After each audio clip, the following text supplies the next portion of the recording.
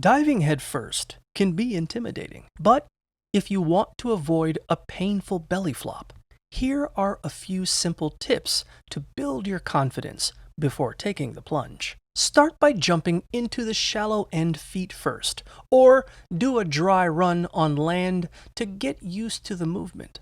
When you're ready to dive, always choose a pool that's at least 9 feet deep to stay safe. Place your dominant foot over the rim of the pool with your toes slightly hooked over the edge, keeping your back foot flat and balanced.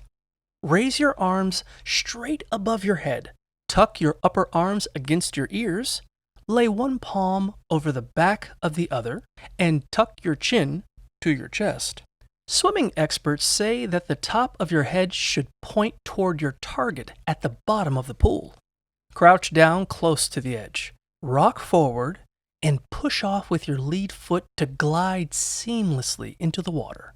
Keep your body streamlined with your legs straight and toes pointed, remembering to exhale as you break the surface and hold your breath until you surface. Lastly, if you need a little help, have a spotter guide your first few attempts, and have fun.